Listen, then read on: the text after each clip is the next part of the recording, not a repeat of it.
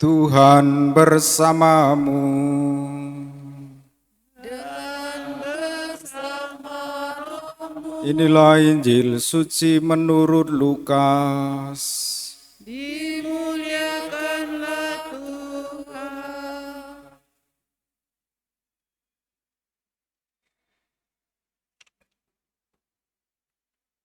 Di zaman Herodes Raja Yudea, hiduplah seorang imam bernama Zakaria dari kalangan Imam Abia.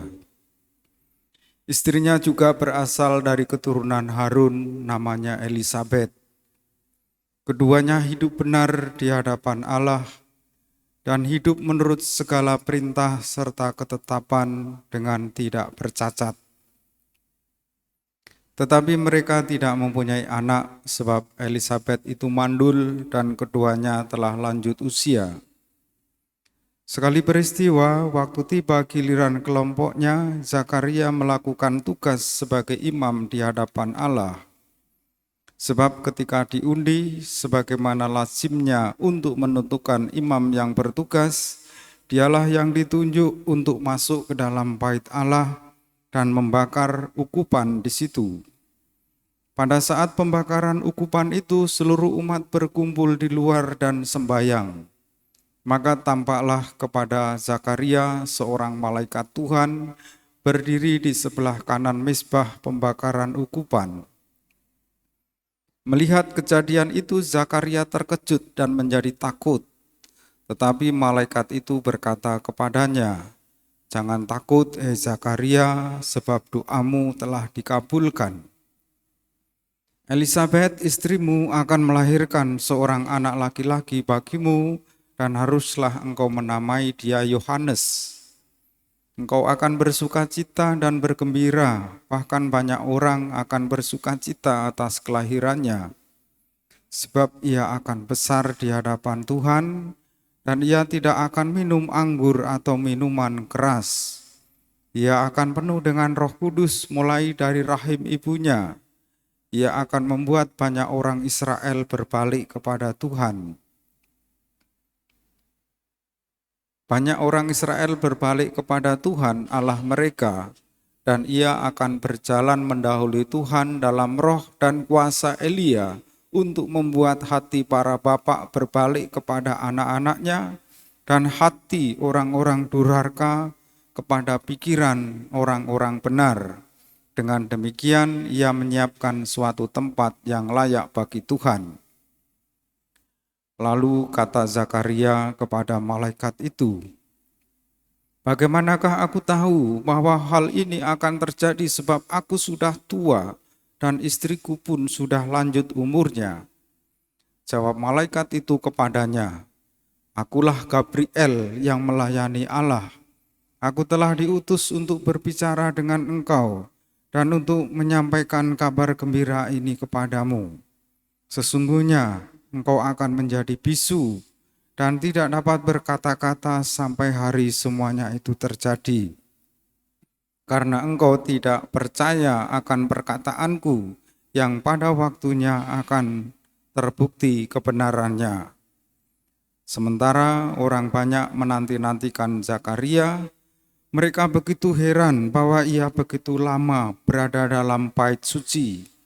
Ketika ia keluar dan ia tidak dapat berkata-kata kepada mereka, mengertilah mereka bahwa ia telah melihat sesuatu penglihatan dalam bait Allah. Lalu Zakaria memberi isyarat kepada mereka sebab ia tetap bisu. Ketika selesai masa tugasnya, ia pulang ke rumah. Tak lama kemudian mengandunglah Elisabet istrinya, dan selama 5 bulan ia tidak menampakkan diri. Katanya, "Inilah suatu perbuatan Tuhan bagiku. Sekarang ia berkenan menghapuskan aibku di hadapan orang." Demikianlah sabda Tuhan. Terpujilah Kristus.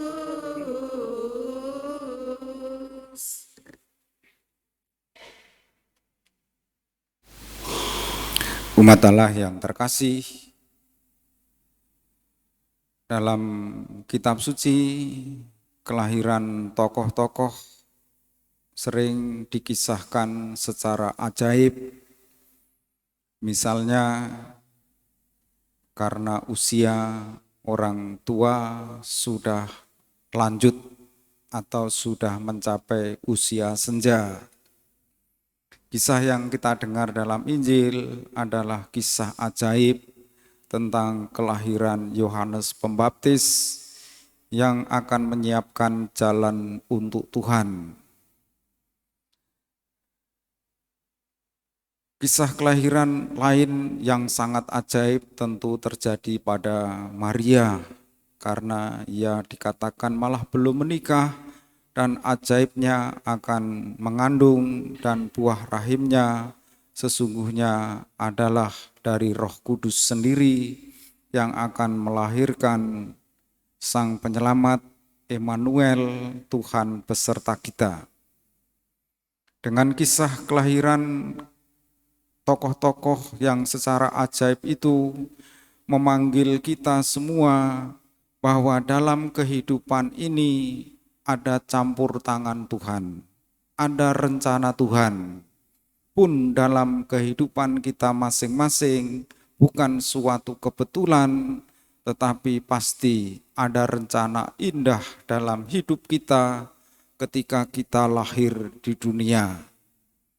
Maka mari kita mensyukuri atas kelahiran kita, atas kelahiran tokoh-tokoh dalam kitab suci, teristiwa kelahiran Yohanes Pemandi, Yohanes Pembaptis yang kita dengar dalam Injil hari ini. Dan mari kita menjadi Yohanes pada zaman ini yang mempersiapkan diri juga mempersiapkan orang lain untuk menyambut Tuhan, menyambut Mesias, menyambut Immanuel, Tuhan beserta kita dalam hidup ini.